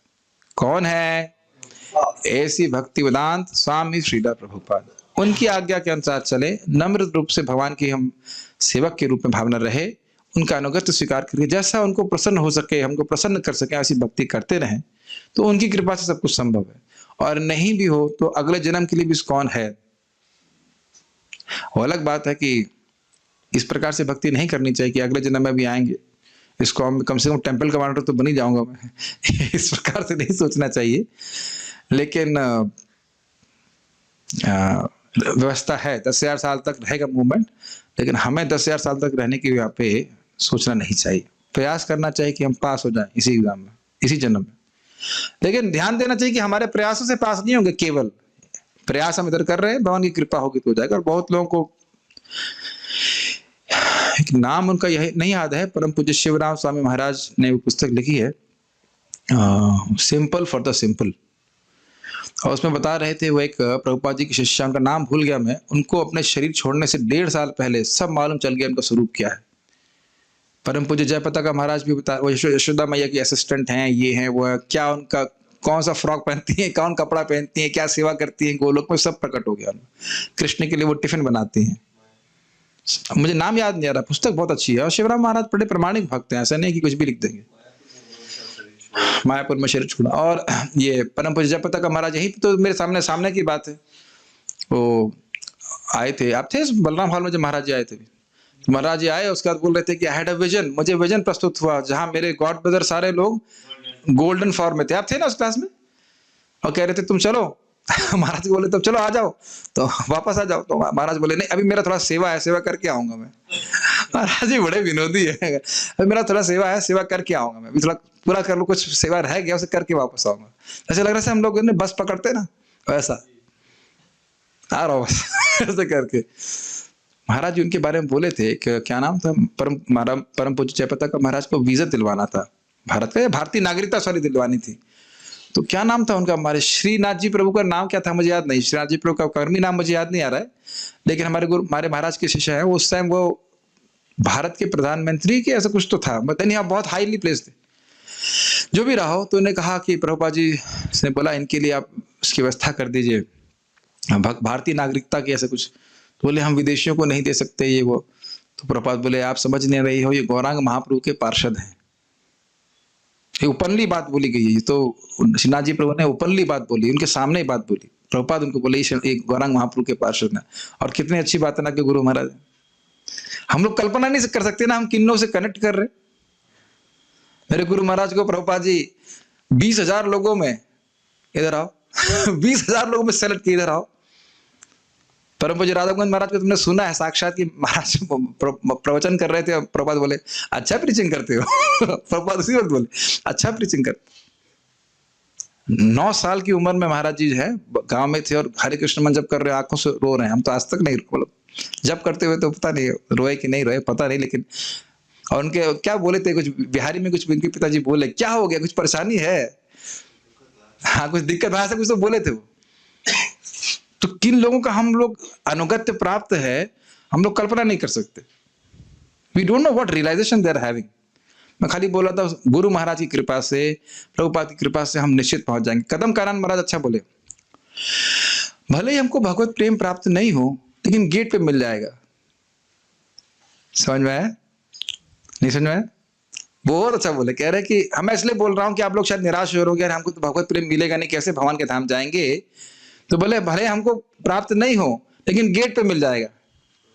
नहीं समझ में आ रहा है? हमारी कोई योग्यता नहीं है, लेकिन अगर बहुत बड़ा हमारा कॉन्टैक्ट है तो गेट में टिकट देगा, चलो टिकट भी खुद दे के एंट्री करो। क्लियर समझ में आया? श्रील प्रभुपाद जी की कृपा इस प्रकार की है। प्रभुपाद जी बोले मैंने पीछे का टिकट है वैकुंठ के मेरे पास, पीछे के गेट का रास्ता मुझे पता है, बैक डोर। कल देखे थे ना, भीड़ थी ना, तो बैक डोर से एंट्री करा दी थी ना, मिल गया था ना प्रसाद जल्दी से। क्यों मिल गया था? क्योंकि कनेक्शन है, कनेक्शन बहुत महत्वपूर्ण है, बहुत शक्तिशाली है। नित्यानंद प्रभु की कृपा बहुत शक्तिशाली। जो प्रेम ब्रह्मा जी और शिव जी वो भी दुर्लभ है, वो नित्यानंद प्रभु ऐसे बांट रहे हैं, बस धड़ धड़ धड़ धड़ धड़ धड़, कुछ देख ही नहीं रहे, ना इधर ना उधर। तो हम लोग जो भी कुछ प्रयास कर रहे हैं, उसका हमें मतलब अहंकार नहीं होना चाहिए, यही सोचना चाहिए कि कृपा हो जाएगी, उस दिन हम कृतार्थ हो जाएंगे। मैं किस लिए बोल रहा हूं कि निराश मत होइए। सिद्धांत तो यह है कि भगवत प्रेम प्राप्त करके ऐसा होगा, लेकिन सेल लगी हुई है तो सब कुछ हो सकता है। केवल भक्ति से मुझ भगवान को यथारूप में जाना जा सकता है। जब मनुष्य ऐसी भक्ति से मेरे पूर्ण भावनामृत में होता है तो वह वैकुंठ जगत में प्रवेश कर सकता है। ठीक है, एवं अर्थात उक्त प्रकार से, मतलब जैसे बोला गया भक्ति के द्वारा जिसका मन प्रसन्न हो गया है, वह भगवत भक्ति से युक्त होकर और मुक्त संग अर्थात विषयासक्ति से रहित होते हुए भगवान के स्वरूप गुण आदि का यथावत साक्षात्मक विज्ञान प्राप्त करता है। मतलब उसको अनुभव होता है कि भगवान कितने मधुर है। ये तो कॉमन बात है। अब कुछ कह रहे हैं, मान लो कोई कहे परंतु विषयाविष्ट चित्तानां विषणावेश सुदूरतः वारुणी दिग्गतम वस्तुर व्रजन नैन्द्री किमाप्नुयात्। कह रहे हैं जो विषयाविष्ट हैं, जो भोगों में आसक्त हैं, विषयाविष्ट चित्तानाम, जिनका चित्त भोगों में आविष्ट है, आविष्ट मतलब डूबा हुआ है, तो विष्णावावेश सुदूरतः, भगवान विष्णु में उनका आवेश तो बहुत दूर है, हो ही नहीं सकता। जो अभी टीवी देखने में लगा हुआ है वो भागवत क्लास में क्यों आएगा? समझ रहे हैं ना मेरी बात? वो उदाहरण दे रहे हैं, वारुणी दिग्गतम वस्तु व्रजन, व्रजन मतलब चलने वाला। तो कह रहे हैं वारुणी मतलब पश्चिम दिशा, दिग मतलब दिशा, वारुणी दिग्गतम वस्तु, जो वस्तु पश्चिम दिशा में प्राप्त हो रही है, व्रजन इंद्रियम की मापनुयात, जो व्यक्ति पूर्व दिशा में जा रहा है उसे कैसे प्राप्त होगी? समझ रहे हैं? जो व्यक्ति भोग में लगा हुआ है, भगवान से बहिर्मुख हो रखा है, तो वो भगवान को कैसे प्राप्त कर पाएगा? मान लो ये आशंका हो तो कह रहे हैं अर्थात विषयों में आविष्ट चित्त वालों के लिए विष्णु में आविष्ट होना बहुत दूर है। जिस प्रकार वारुणी दिशा यानी पश्चिम दिशा में जाने वाले व्यक्ति को इंद्रिय दिशा अर्थात पूर्व दिशा में प्राप्त होने वाली वस्तु कैसे प्राप्त हो सकती है? तो स्पष्ट समझ में आ रहा है। ठीक है। तो इस वाक्य के अनुसार मान लो कोई इस प्रकार की आशंका करे, तो इस वाक्य के अनुसार विषयासक्त व्यक्ति के लिए प्रसन्न मन होना अथवा भगवत भक्ति के द्वारा तत्व का विज्ञान प्राप्त कर पाना कैसे संभव हो, यदि ये आशंका हो तो कह रहे हैं मुक्त संग से। समझ में आ रहा है? मुक्त संग मतलब भाई ऐसा मत सोचिए कि जो भगवान की भक्ति कर रहा है उसी कोई आसक्ति रह जाती है, बिल्कुल निरासक्त हो गया है। तो ये डाउट मत करिए कि उसके हृदय में कोई आसक्ति रह पाएगी, कदा कुछ भी आसक्ति नहीं रहेगी, इसलिए भगवान का अनुभव कर पा रहा है। या गलत बोल गया, भगवान का अनुभव हो रहा है इसलिए कोई आसक्ति नहीं रहेगी। भगवान का मधुरता का अनुभव होने लगा तो अभी अपने आप ही चली जाएगी। आप बहुत गंभीर बात सुनिए, ये श्रील भक्ति सिद्धांत सची ठाकुर जी का नाम जप के ऊपर कमेंट है, सब लोग कान खोल के सुनिएगा, एकदम कान खोल करके। वो एकदम स्पष्ट कह रहे हैं कि जप कर रहे हो और भोगों की धूल उड़ रही है। समझ रहे हैं? नहीं समझ रहे हैं? जो हमारे हृदय में गंदगी भरी हुई है वो ऊपर उठना चालू होगी, तो उससे घबराने की जरूरत नहीं है। उसको देखते हुए चलिए, देखते मतलब ये से मेरा कोई संबंध नहीं है, मुझे इस पर कार्य नहीं करना है। और कहते हैं कि जब तुम्हारी भगवान के नाम में आसक्ति हो जाएगी तो अपने आप इन भोगों की इच्छाओं से तुम्हारी विरक्ति हो जाएगी। यही चीज श्लोक में देख रहे हैं कि नहीं? मैं एग्जाम्पल दे रहा हूं, हमारे ऑफिस का रेनोवेशन हो रहा है, तो लोकल टाइल काट रहे थे, तो पूरे रूम में धूली धूल धूली धूल धूली धूल। तो आप समझ सकते हैं कि मुझे वहां अगर बैठना है तो मुझे क्या करना पड़ेगा? झाड़ू उठानी पड़ेगी। और जब हम झाड़ू उठा रहे हैं तो क्या हुआ? पूरा धूल ही धूल। आज आपने देखा था ना, जब आप कुर्सी को साफ कर रहे थे तो धूल उड़ना चालू हुई, और उससे पहले तक क्या लग रहा था? ठीक ही है, इतना बुरी तो नहीं स्थिति। पूरे रूम में धूल ही धूल धूल ही धूल। लेकिन मैं समझ रहा हूं कि मैं धूल नहीं हूं, ये धूल बाहर निकालनी मेरे को। उदाहरण समझ में आ रही बात? ये बहुत गंभीर है, क्योंकि प्राय साधक ऐसा बोलते हैं, प्रभु जी हम जब करते हैं हमारा मन तो बहुत बुरे बुरे विचार आते हैं। वो विचार मन जब की वजह से नहीं आ रहे हैं, वो सफाई होना, भगवान आप झाड़ू लेकर सफाई कर रहे हैं तो इसलिए गंदगी ऊपर उठती हुई दिख रही है। जो लोग जब करते हैं वो मेरी बात समझ पाएंगे, ठीक है? इससे प्रभावित नहीं होना, फिर नाम में आसक्ति होती जाएगी, वो आप भूल जाएंगे, इच्छा ही नहीं आएगी। बट पेशेंटली धैर्य पूर्वक करते रहिए। मन की प्रसन्नता विषय वितृष्णा के बिना संभव नहीं है। मतलब भोग की इच्छाओं से एकदम मन हट जाए तभी मन प्रसन्न हो सकता है। ये बहुत इंपॉर्टेंट बात है। प्रभुपाद जी इसको भगवद गीता में समझाते हैं, मनः प्रसादत सौम्यत्वम, मन की तपस्या में, कि मन को भोगों से विरक्त करना यह मन की तपस्या है। और श्रील प्रभुपाद जी समझाते हैं कि जितना हम भोगों पे ध्यान करेंगे उतना ही हमारा मन और असंतुष्ट हो जाएगा। ये बड़े सिद्धांत हैं, हमको पकड़ के चलना चाहिए इसको। जितना हम भोगों पे आसक्त ध्यान करेंगे, तो आप कह सकते हैं प्रभु जी तो बहुत कठिन है, तो भक्ति करते रहिए, भगवान की भक्ति में रुचि बढ़ती जाएगी, तो फिर क्या होगा? अपने आप ही भोग में हमारा मन नहीं जाएगा। ठीक है? शुरुआत में संघर्ष जरूर होता है, लेकिन जैसे जैसे भक्ति करते जाते हैं वो सब आसान होता जाता है। भाई सुबह उठना आसान होता जा रहा है कि नहीं? और एक जमाने में बहुत कठिन था कि नहीं? तो आसान, कुछ तो आसान हुआ कि नहीं? Yes, okay. वह भक्ति प्रकट होने से इसमें कोई भी प्रतिबंध नहीं है, यह भाव है। भक्ति प्रकट होगी, सारे आसक्ति खत्म हो जाएगी। और बिना ध्यान, हाँ ये कमेंट शिला इनका नहीं है, क्या नाम से, क्या नाम है इनका, गिरधर लाल जी का, ये जी गोस्वामी जी का कमेंट है, इसको मैं ऐड कर दिया इसमें। और बिना ध्यान किए भी भगवान का अनुभव आंतरिक एवं बाह्य रूप से उसे प्राप्त होता रहता है। याद आ रहा है हमने क्या चर्चा किया था? ब्रह्म अनुसंधान करने वालों को ब्रह्म का अनुभव होता है, परमात्मा वाले को हृदय में परमात्मा दिखते हैं, लेकिन जिसको भगवान का प्रेम प्राप्त होता है वो अंदर भी भगवान को देखता है और बाहर भी देखता है। तो अब जब बाहर भगवान ही दिख रहे हैं तो भोग कैसे दिखेगा ये बताइए आप? क्या हो? स्थावर जंगम देखे ना देखे तार मूर्ति, सर्वत्र होए तार इष्ट देव स्फूर्ति। सुने हैं श्लोक? स्थावर मतलब जड़, और जंगम मतलब चलने वाले। स्थावर जंगम देखे, वो देख रहा है स्थावर और जंगम वस्तुओं को। न देखे तार मूर्ति, लेकिन उनके रूप को नहीं देखता। सर्वत्र होए तार इष्ट देव स्फूर्ति, उसको हर जगह अपने इष्ट देव भगवान कृष्ण की ही स्फूर्ति होती। जैसे महाप्रभु चातक पर्वत को देख देख के क्या सोचते थे? गिरिराज जी। सागर को देख के क्या सोचते थे? यमुना जी। कितना अद्भुत बात है। चाटक कहते हैं, ठीक है, सॉरी चातक नहीं, चाटक, चाटक। अरे भाव समझ लीजिए, ठीक है। चाटक, ओके, हाँ हाँ, आप चातक के बारे में सोचने लगे, ठीक है। चाटक, चाटक पर्वत था, वो उसको देखते थे वहां पर, समझ रहे हैं। तो इस प्रकार की स्थिति व्यक्ति को प्राप्त होती है। प्रभुपाद जी भी ऐसे कहीं कुछ देखे थे, थंडर बर्ड का एग्जाम्पल कुछ तो कहीं देखे थे उसमें, और कुछ भी देखते तो उनको कृष्ण का ही स्मरण होता। प्रभुपाद जी इस प्रकार से वो देख, आपको हम तो भी कल्पना ही नहीं कर सकते। हम तो जो वस्तु देखते हैं सोचते हैं इसमें मेरे लिए क्या है इस मेरे भोगने के लिए क्या, यही भोग दृष्टि है। लेकिन भगवत प्रेम प्राप्त हुआ तो देख रहा है वो वस्तु, लेकिन उसे कृष्ण का ही स्मरण होता है, क्योंकि वस्तुतः कृष्ण की ही स्थिति है। कल आप एक एक्सपेरिमेंट करना, जाड़ा है ना अभी, धूप अच्छी लगती है ना, ये याद करना कि धूप रूपी हीटर किसने चलाया है। कृष्ण चलाया है, लेकिन याद रखिएगा। आज जब मैं लौट रहा था प्रसाद के बाद, बहुत अच्छी धूप थी, तो कुछ क्षण के लिए स्मृति हुई कि एक हीटर किसने चलाया है। प्रभास्मी शशि सूर्य हो, गीता का श्लोक मन में याद आ रहा था, बड़ी प्रसन्नता हो रही। स्नान करने जाएंगे तो पानी कौन दिया, सांस कौन दे रहा है, तो हम भूल कैसे सकते हैं कृष्ण को। लेकिन जैसे जैसे प्रेम बढ़ता जाएगा, इस सारी वस्तुओं को देख करके कृष्ण की स्मृति होगी। तात्पर्य प्रभुपाद जी का तो समझ रहे, अंदर भी भगवान को देख रहा है और बाहर भी भगवान को देख रहा है, तो भोग की दृष्टि होने की कोई संभावना ही नहीं। तात्पर्य प्रभुपाद का, भगवत गीता में कहा गया है कि हजारों सामान्य मनुष्यों में से कोई एक भाग्यशाली होता है जो जीवन सिद्धि के लिए प्रयत्नशील होता है। कौन सा श्लोक है, किसी को याद है? मनुष्य नाम, अरे परशुराम, वेरी गुड, याद हो गया आपको, good boy, yes, very nice.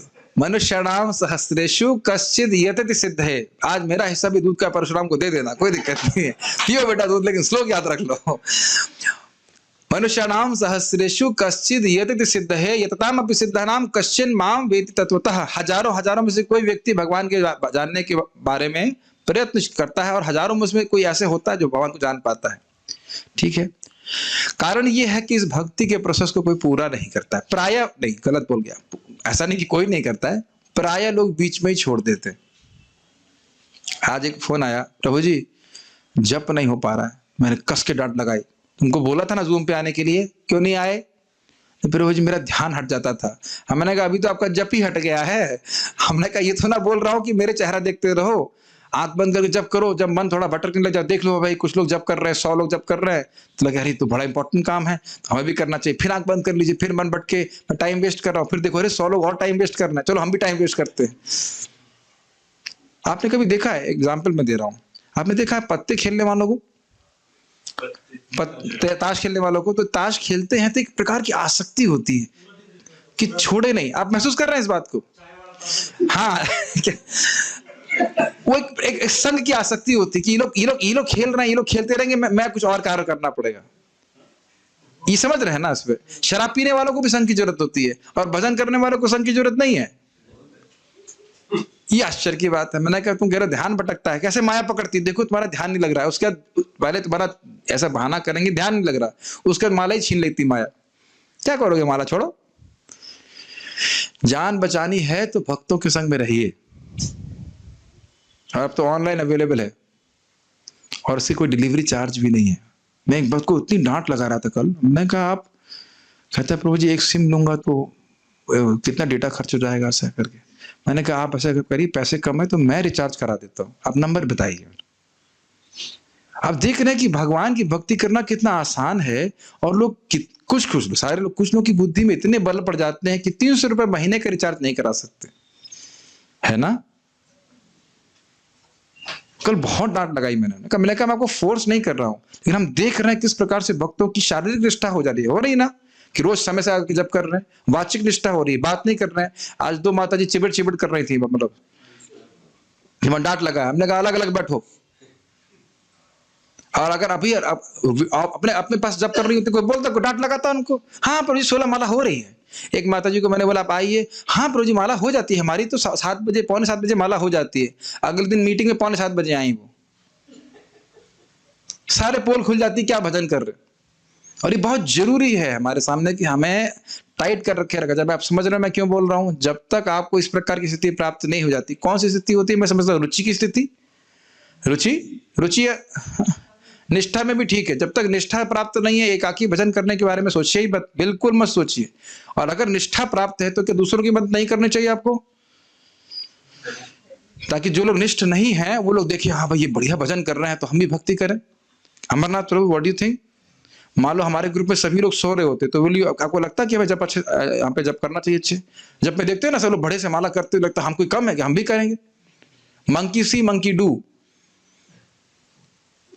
तो मैं इसलिए वाली जूम का वो नहीं बोल रहा, मैं पॉइंट ही बोल रहा हूँ कि किसी तरह से भक्तों के संग में रही, चाहे जूम से आइए चाहे कैसे आइए, आपको लोग भक्ति करते हुए देखें तब टिकेंगे, नहीं तो प्रयास जो भक्ति करता रहेगा वो निश्चित प्राप्त हो जाएगा। लेकिन भक्ति करना छोड़ देते हैं।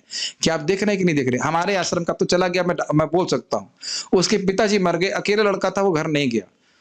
अब मुझे बोल रहा है कि मेरे भाई की कोई कजिन भाई का एडमिट हो गया है इसलिए मैं जा रहा हूँ। कजिन भाई की वजह से जा रहा है कि माया खींच रही है? समझ रहे ना मेरी बात? हाँ चला गया, मुझे पता है इसलिए तो बोल रहा हूँ, तो उसको बुरा लगता। कजिन ब्रदर भी चला गया, अभी भी समझ में नहीं आ रहा है, पिताजी चले गए, कजिन ब्रदर भी चला गया, और तू क्यों चला जा रहा है वहां पे? घर पे वृंदावन में जाएगा तो कोई दिक्कत नहीं। याद है ना राजीव का आपको? 2 बार भागा, दूसरी बार में खत्म, मर गया। दूसरा तीसरी जो भी रहो। तो मैं खाली बोल रहा हूं कि लोग समझ नहीं पा रहे कितना रेयर अपॉर्चुनिटी है मानव जीवन, और भक्ति छोड़ देते हैं, ये बहुत नुकसान होता है। तो इसलिए भगवान कहते हो प्रयत्नशील होते ही बहुत कम लोग हैं और पूरी सिद्धि को प्राप्त नहीं होते। अधिकांश लोग रजगुण तथा तमोगुण से प्रेरित होते हैं और इस प्रकार वे काम, इच्छा, लोभ, अज्ञान तथा निद्रा में सदैव लिप्त रहते हैं। ऐसे अनेक मनुष्य रूपी पशुओं में से कोई एक ऐसा वास्तविक रूप में मनुष्य होता है जो मानव जीवन की जिम्मेदारी को जानता है और निर्दिष्ट किए गए कर्तव्यों का पालन करते हुए जीवन को पूर्ण बनाने का प्रयास करता है। कौन से श्लोक की व्याख्या कर रहे हैं? आहार निद्रा भय मैथुनम च सामान्यमे तद पशु भी नराणाम धर्मो हि तेषाम अधिको विशेषो धर्मेण हीना पशु भी समाना। आहार निद्रा भय मैथुन पशुओं और इंसानों में बराबर है, लेकिन जब इंसान धर्म का पालन करता है कि वही कुछ आगे मेरा कल्याण हो, तब वह इंसान बनता है। ठीक। जीवन में इस प्रकार की सफलता प्राप्त किए हुए, मतलब धर्माचरण करने वालों में से हजारों व्यक्तियों में से कोई एक व्यक्ति भगवान श्री कृष्ण के विषय में वैज्ञानिक ढंग से जान सकता है। और यह श्लोक जो है, इसके पहले वाले श्लोक में गीता में प्रभुपाद इन्हीं भागवत के श्लोकों को रखते हैं। भगवान के बारे में सुनने से भगवान हृदय में सफाई करते हैं, फिर भगवत प्रेम प्राप्त होता है, पूरा प्रोसेस को बताते हैं। तो भक्ति के प्रोसेस को समझना होगा, एक विज्ञान है। आज एक बहुत अच्छा बात बता रहे थे कि पूरा जीवन भर हमको मनन करना है कि मैंने अब तक भक्ति में कितनी प्रगति करी। केवल नंबर ऑफ ईयर्स नहीं जोड़ने हैं कि मैंने 20 साल से भक्ति करी कि 40 साल से करी ना, क्या किया। वाकई देखना है कि वाकई मैंने प्रोसेस को ठीक से पालन करके कितनी भगवान में आसक्ति जागृत की, जितनी भी करी है कि नहीं। क्या मेरा भक्ति का उत्साह, क्या मेरा भक्ति का सेवा का उत्साह बढ़ रहा है कि नहीं, ये देखने वाली बात है। It's not simply a formality, it's not simply stamping. Does it make sense? जब बुखार होता है तो थर्मामीटर से खुद ही चेक करते रहते ना, बुखार कितना कम हुआ, नहीं करते? होता है ना, हम दवा खा रहे हैं, डॉक्टर साहब ने बोला है, उसको हम जैसे पालन कर रहे हैं, तो मेरा बुखार कितना कम हुआ, खुद महसूस करते हैं कि नहीं, खुद चेक करते हैं कि नहीं? ये स्वयं चेक करना होता है। बहुत अच्छा बात है। खुद ही हम कम से कम दिन में 3 बार चेक करते हैं कितना टेम्परेचर है। याद है हम लोग जब बुखार हुआ था, यादवपति प्रभु कितना है? मेरा 102। मैं खुश होता, अरे मेरा तो 100 ही है। समुद्र कहता है प्रभु जी मेरा तो 104 है। मैंने कहा ओ मैं तो बच गया। क्यों 6 बार आप बता नहीं रहे थे? मेरे जितनी बार ये बाथरूम मिलेंगे, प्रभु जी मेरा 102, मेरा 101। खुद चेक करता है ना कि मेरा ऊपर नीचे हो रहा है कि नहीं। और अगर वही महाराज इस बात को बोल रहे थे हरिनाम दीक्षा में कि भाई हम भजन कर रहे हो, हमारी भोग की वासना बढ़ रही है, तो कुछ गड़बड़ कर रहे हैं। कुछ गड़बड़ कर रहे हैं, ऐसा होना नहीं चाहिए। कोई ना मिस्टेक हो रही है ना, कोई वैष्णव अपराध या कुछ चल रहा है, उसको देखना चाहिए। इसे कहते हैं वितर्क करना चाहिए कि क्या कर रहा है, कहीं गलती तो कर नहीं रहा हूं, कहीं तो गलती कर रहा हूं ना। तो ये चीज है। फॉर एग्जाम्पल सोच लीजिए, मान लीजिए मैं 2 दिन में उसी बुखार से ठीक हुआ, तो यादवपति प्रभु सोचेंगे ना ये ठीक हो गया तो मेरे को लेट क्यों हो रहा है। मैं एग्जाम्पल दे रहा हूँ, समझ रहे ना मेरी बात। दूसरे व्यक्ति को देख रहे हैं, मान लो हम भक्ति में प्रगति करते हुए, तो हम देखें भाई ये हम क्या गलती कर रहे हैं कि हमारी प्रगति नहीं हो रही, वो उतना उत्साहित क्यों है, हम क्यों नहीं है, कहाँ कोई अपराध तो नहीं हो रहा। भगवत प्रेम पाने की पात्र हर आत्मा है या नहीं है? पार्थ कृष्ण प्रभु, मेरा और आपका दोनों में से भगवत प्रेम प्राप्त करने का अधिकार किसका है? दोनों का बराबर है। कोई इसमें कमी है? कोई इसमें पढ़ाई लिखाई का भेद है कि मैं बीटेक किया हूं, प्रभु जी पीएचडी किए हैं, ऐसा कुछ है? कुछ ऐसा नहीं है ना। तो अगर हमें नहीं हो रहा है तो हमें सोचना पड़ेगा हम कहां गलती कर रहे हैं। Does it make sense? Yes. Bhagavad Gita में ही कहा गया है कि श्री कृष्ण के विज्ञान को केवल भक्ति योग की प्रक्रिया के द्वारा जाना जा सकता है। इसके हमने बोला था ना, अभी 2 श्लोक कोट किए गए थे, भक्ति के द्वारा भगवान जाने जाते हैं। ठीक इसी बात की उपर्युक्त श्लोक में पुष्टि हुई है। एवं प्रसन्न वनवासो वाले श्लोक में कोई भी समान व्यक्ति, यहां तक कि जिसने मानव जीवन में सफलता प्राप्त कर ली है, वह भी भगवान के विषय में सही या वैज्ञानिक ढंग से नहीं जान सकता। मतलब ये समझ रहा है कि वो आत्मा है, शरीर नहीं है, फिर भी अगर भगवान की भक्ति को प्राप्त नहीं है तो भगवान के स्वरूप को नहीं समझ पाएगा। मानव जीवन में सिद्धि तभी प्राप्त होती है जब वह यह समझ लेता है कि वह पदार्थ का प्रतिफल नहीं अपितु आत्मा है। समझ गए? यही तो बोल रहा हूं ना, मानव जीवन की सिद्धि यह है कि हम प्रश्न करें अथातो ब्रह्म जिज्ञासा मैं कौन हूं, और जो ही वह यह समझ लेता है कि उसे पदार्थ से कुछ लेना देना नहीं है, त्यों ही वह भौतिक लालसा त्याग देता है और आध्यात्मिक जीवन के रूप में अनुप्राणित हो जाता है। इसका अर्थ क्या है? वह समझ लिया कि मैं शरीर नहीं हूं, तो शरीर से प्राप्त होने वाले भोगों के प्रति वह विरक्त हो जाता है। आज महाराज जी से सुन रहा था सुबह, और बहुत सुंदर बात महाराज ने कहा। मुझे कोई 2 वस्तु देंगे जो अलग अलग दिखती हो, करताल दीजिए। एग्जाम्पल से समझाने, एक ही बहुत है, बजाना नहीं है। अब मैं अगर ये कहूं कि करताल फोन ही है, तो क्या कहेंगे आप? अरे मानिए मेरी बात, करताल फोन ही है। आप कह रहे हो क्यों माने? ऐसे प्रश्न नहीं कर रहा हूं मैं। अच्छा, करताल फोन नहीं हो सकता, फोन करताल हो जाए? बिल्कुल नहीं हो सकता, किसी भी तरीके से नहीं। दोनों में अलग अलग गुण है कि नहीं? अब अगर कोई पागल करताल को फोन मानने लग जाए तो पागल कहेंगे कि नहीं उसको? आप समझ में आया? आप बहुत अद्भुत बात महाराज बोल रहे थे। न जायते म्रियते वा कदाचे नायम भूत्वा भविता वा न भूय अजो नित्यम शाश्वतो यम परारणो न हन्यते हन्य माने शरीरे। गीता के श्लोक में है, 2 अध्याय में बार बार भगवान पदार्थ से बिल्कुल भिन्न गुणों को आत्मा में प्रस्तुत कर रहे हैं। अभी आपने कहा क्यों माने करताल में, इसके क्या नाम से स्मार्टफोन कैसे हो सकता है? बिल्कुल नहीं मानेंगे, कुछ भी कह लो। लेकिन क्या हम अपने आप को शरीर नहीं मानते? अब है ना हमारा ज्ञान जबरदस्त। बीमारी गंभीर है कि नहीं? शरीर और आत्मा में क्या चीज कॉमन है? कोई भी चीज कॉमन नहीं है। एकदम बिल्कुल अलग स्वभाव की आत्मा है और बिल्कुल अलग स्वभाव का शरीर है। तो मानव जीवन वहां सिद्ध माना जाएगा जब व्यक्ति कम से कम अपनी पहचान इस शरीर से अलग देखे कि मैं इससे अलग व्यक्ति हूं। तब भोगों के लिए प्रयास नहीं कर रहेगा। जैसे मैं आज सोच भी रहा था और चर्चा भी कर रहा था कि अपनी मोटरसाइकिल, परशुराम प्रभु अपनी मोटरसाइकिल के मेंटेनेंस के लिए कितना खर्चा करते हैं आप? बताएंगे नहीं, लेकिन ऑलमोस्ट कितना खर्चा करते हैं? 500 रुपए का महीने का तेल पड़ता होगा, और मेंटेनेंस सर्विस चार्ज 3-4 महीने की बात, मोटा 2000 रुपया। आप एक यंत्र पे आरूढ़ होकर चलते हैं कि नहीं? आपको यंत्र बुलेट करके। और क्या हम इस शरीर रूपी यंत्र पे आरूढ़ नहीं है? कितना खर्चा करते हैं शरीर के ऊपर, और उस खर्चा करने के लिए तो इतनी मेहनत करते हैं। आप समझ में आ रहा है ना? कितनी स्ट्राइकिंग बात। पूरा जीवन इसी में व्यक्ति व्यतीत कर रहा है और इसीलिए वह सिद्ध नहीं हो पाता। तो समझना होगा कि मैं शरीर नहीं हूं, केवल शरीर की आवश्यकताओं के अनुसार उसकी पूर्ति होनी चाहिए। ये जीवन की प्रॉपर अंडरस्टैंडिंग है। और शरीर का उपयोग क्या करना चाहिए? बुलेट से कहां जाना चाहिए परशुराम प्रभु? मंगल आरती जाना चाहिए कि और कहां जाना चाहिए? मंगल आरती जाना चाहिए। समझ में? इस यंत्र को उठा करके भगवान के सामने लेके जाना चाहिए। बुलेट से भगवान के सामने नहीं, मंदिर तक जाओ। उसी प्रकार से हमारे शरीर रूपी यंत्र जो है उसका उपयोग भगवान की सेवा के लिए ही होना चाहिए। कामस्य न इंद्रिय प्रीति, ये भागवत का सिद्धांत सुन रहे हैं। विचार कीजिए कि आपको 40,000 रुपए अपनी मोटरसाइकिल को मेंटेन करने के लिए नहीं चाहिए। अगर एक बड़ी मोटरसाइकिल हो और छोटी मोटरसाइकिल हो तो भी नहीं। समझ में आया ना? समझ आया मैं क्या कहना चाहता हूं? एक बुलेट हो और एक स्कूटर हो और 2 छोटी मोटरसाइकिल भी हो, समझना मेरी बात है। एक प्रभु जी और एक माता जी हो, 2 बेटा जी हो, तो भी बहुत खर्चे की जरूरत नहीं है। लेकिन इस प्रकार से हम ज्ञान में जीवन व्यतीत कर देते हैं और अपना समय व्यर्थ करते हैं। यह सफलता तभी मिलती है जब मनुष्य रजोगुण तथा तमोगुण से ऊपर उठ गया हो, या दूसरे शब्दों में जब वह योग्यता के आधार पर वास्तविक रूप में ब्राह्मण हो। तो आप कह सकते हो जब प्रभु जी हम शरीर है नहीं तो मानते क्यों हैं?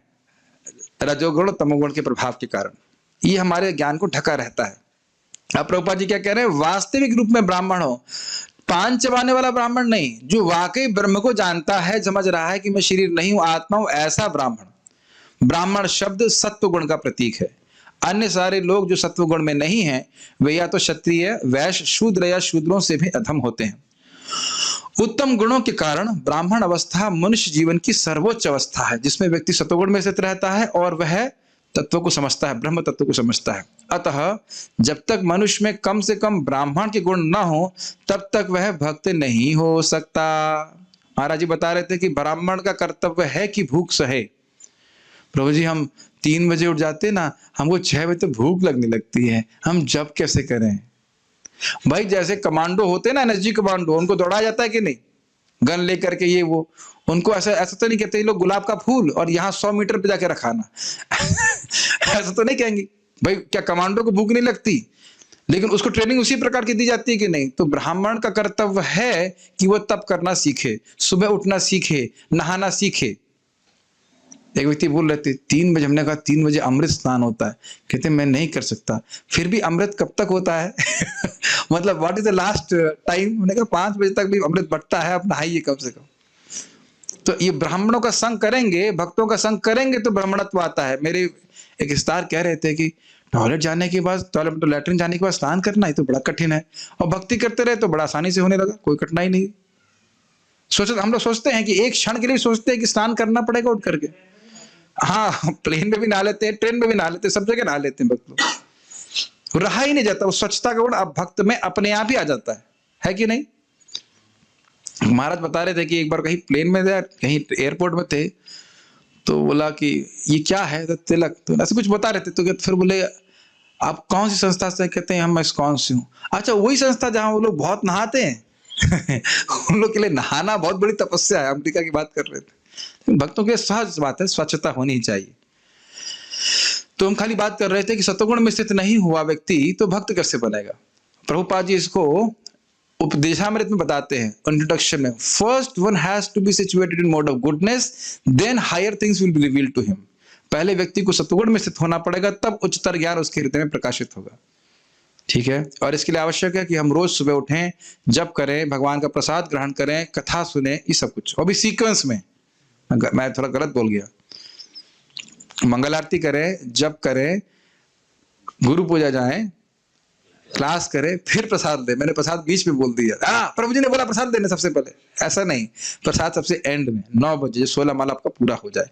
प्रभु जी हम घर में कैसे करेंगे गुरु पूजा? Online, everything is online. इसी लिंक पे आपको मंगल आरती भी दिखा दी जाएगी, गवा दी जाएगी, शिष्टाष्टकम भी करा दिया जाएगा, जपा भी करा दी जाएगा, गुरु पूजा भी करा दी जाएगी, क्लास भी आपको प्राप्त होगी। प्रसाद आप घर में खा लेना, प्रसाद नहीं करा सकते ऑनलाइन, प्रसाद आप घर में खिला लेना। तो आपके लड़के को आप घर, लड़के इवन लड़की को भी घर बैठे ही मंदिर ज्वाइन करा सकते हैं। जो साधना ब्रह्मचारी कर रहे वही साधना आप लोग भी कर सकते हो, कोई बहाना नहीं है। ठीक है, सब लोग ब्राह्मण बन सकते हैं, भक्त बन सकते हैं। जैसे कमांडो का एसोसिएशन लेकर कमांडो बनता है कि नहीं? कमांडो की ट्रेनिंग पान वाला तो नहीं करता है, करता है पान वाला। तो उसी प्रकार से ब्राह्मणों की ट्रेनिंग ब्राह्मण करेंगे, फिनिश।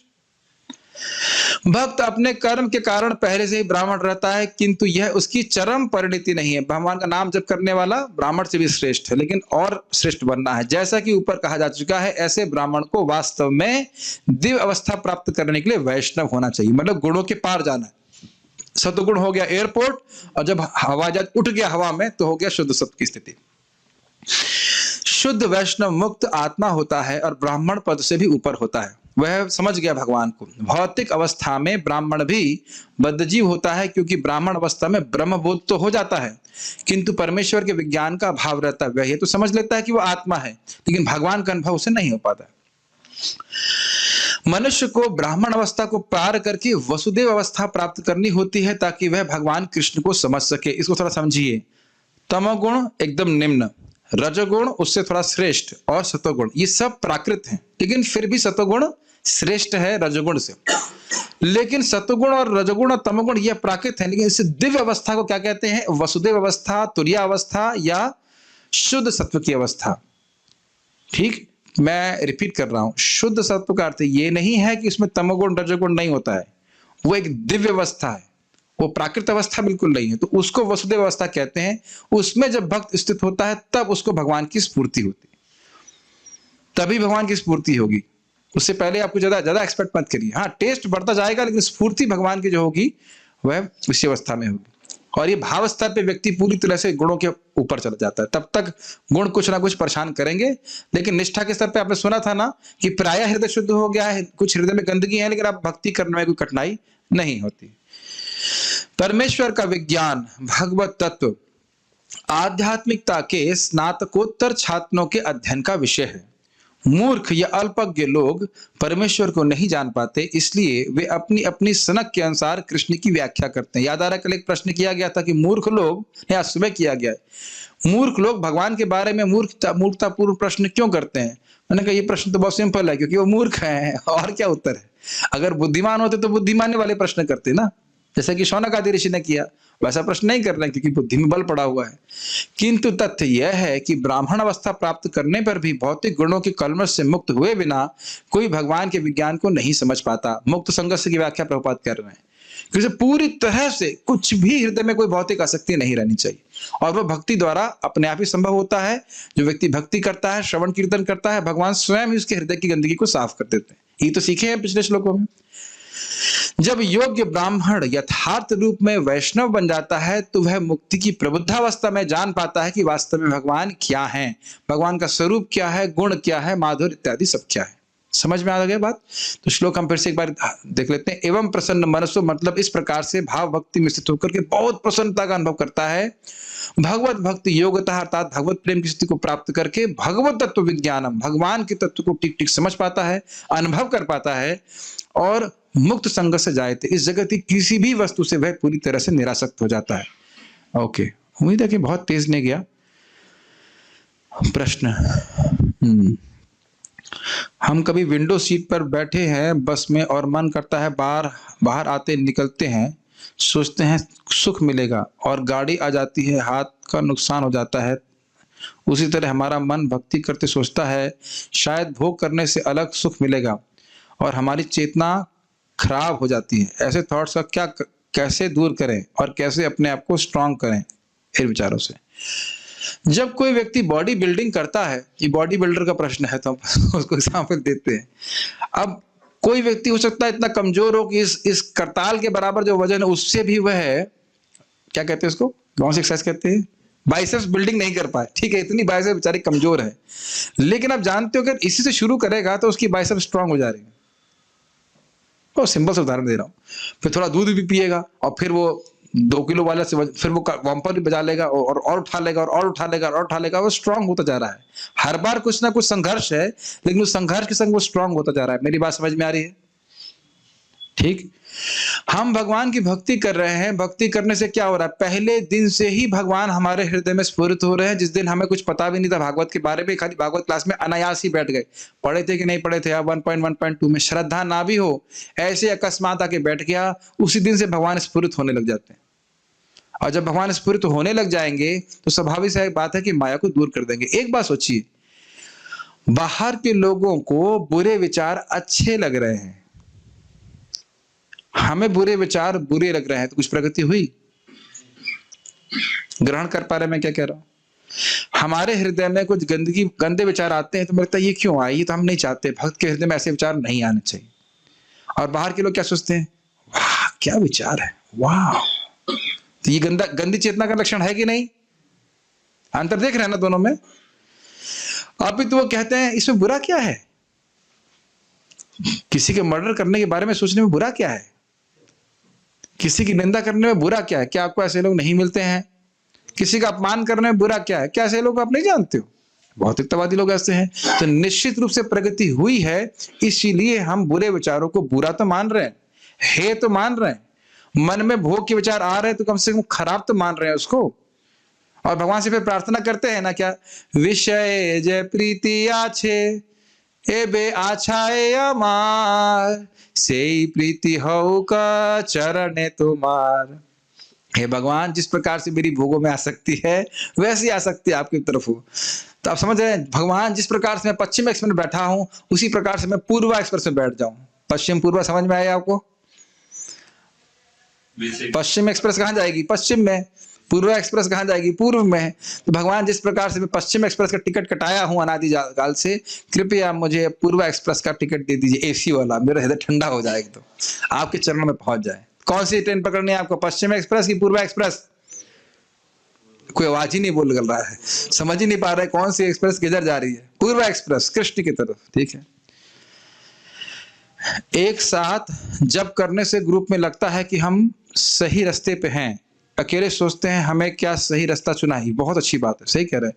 जैसे मान लीजिए, सुनिए, मैंने एग्जांपल दिया था ना, हम ट्रेन में बैठे हो और अकेले बैठे हो तो क्या लगेगा, अरे एक ट्रेन कोई बैठे ही नहीं इसमें, क्या बात है, कोई गड़बड़ ट्रेन तो नहीं है, पूरी ट्रेन ही खाली है। तो जब हम अकेले जब करते हैं तो ऐसा लगता है कि बस मैं ही पागल हूँ सपोर्ट करके जब कर रहा हूँ। लेकिन जब इतने लोग को देखते हैं तो लगता है अरे नहीं नहीं, सब लोग लगे पड़े हैं, मुझे करना चाहिए।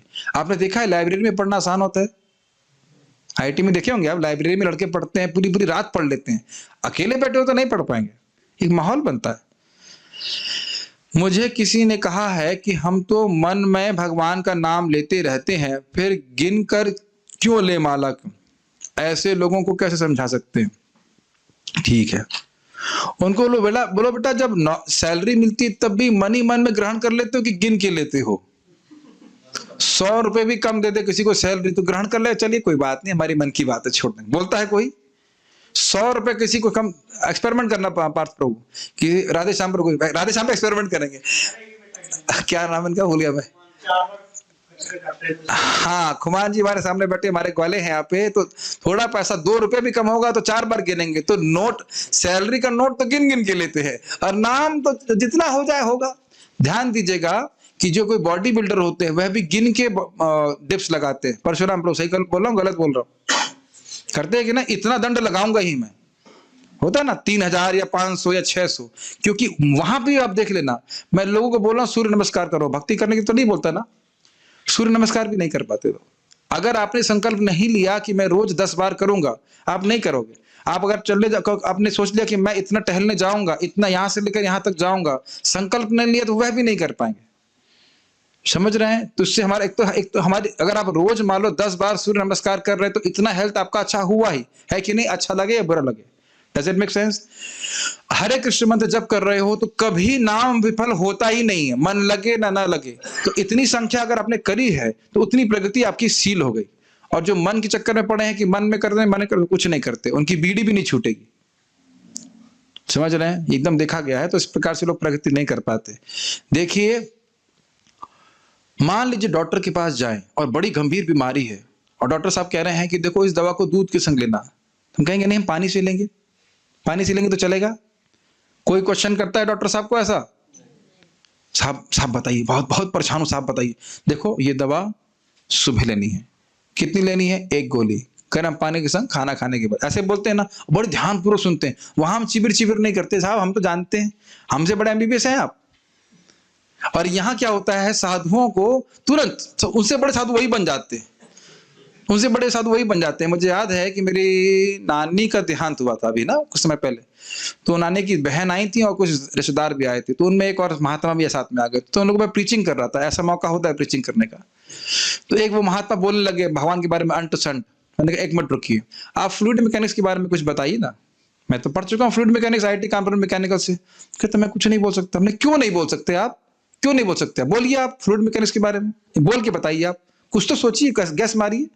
नहीं कोई बोल नहीं सकता। क्यों नहीं बोल सकते? मैं पढ़ा नहीं हूँ, कोई पढ़ाया नहीं है। हमने कहा भगवान के बारे में पढ़ के आए हो कहीं से जो बोल रहे हो यहाँ पे चिबिर चिबिर? बाहर जाओ यहाँ से। मैं तो डांट देता हूँ उससे। कुछ जानते नहीं, कुछ पढ़ा नहीं, कोई शिक्षा नहीं। भगवान ऐसे हैं, निर्विकार है, किसी को भी मानो, बोलना चालू कर देते हैं। तुरंत उनको अपने खेमे में लेके आओ। फ्लूइड मैकेनिक्स के बारे में बताओ, सॉम के बारे में बताओ, हाँ कंप्यूटेशनल फ्लूइड डायनामिक्स के बताओ, तो हवा भी नहीं लगेगा। नहीं, टॉपिक क्या है? रोबोटिक्स के बारे में बताओ। कुछ तो नहीं पता तुमको, वहां चुप हो जाएंगे। लेकिन भगवान के बारे में ब्रह्मज्ञानी सबसे पहले बन जाएंगे। तो ऐसा नहीं सोचना चाहिए। हम लोग की शिक्षा हुई है, हम ठीक से भागवत पढ़े हैं, भक्तों के संग पढ़ रहे हैं, जब कर रहे हैं, तब ये बातें समझ में आती हैं। उल जुलूल नहीं बोलना चाहिए।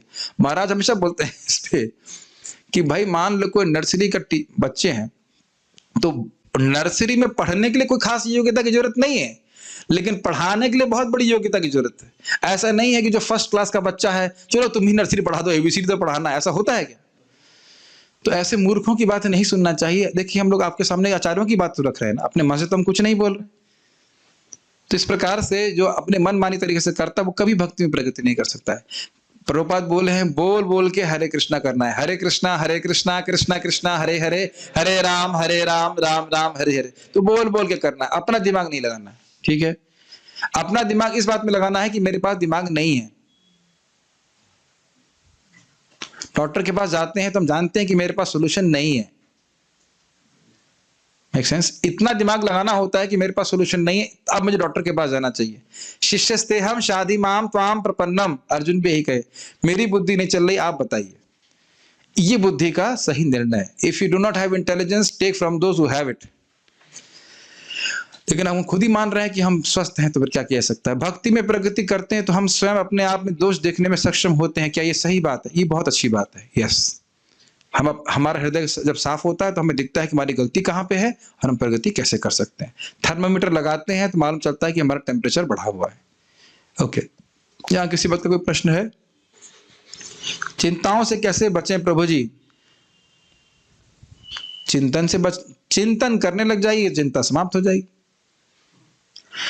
भागवत श्रवण करने का प्रभाव क्या है? शोक मोह भयापह। भागवत सुनने मात्र से शोक मोह और भय समाप्त होने लगता है। तो चिंता किस बात की करनी है भाई? पिछले जन्म में भी तो बहुत चिंता कर रहे थे। अब मैं कई बार प्रश्न करता हूँ। एक प्रभु जी माता जी आए थे, आपके गॉड ब्रदर हैं प्रभु जी, तो उनकी माता जी भक्ति नहीं कर रही थी। तो एकदम से मैंने प्रश्न किया, आपकी पिछले जन्म की पत्नी कैसी है? वो शॉक हो गई, क्या क्या पूछ रहे हैं आप?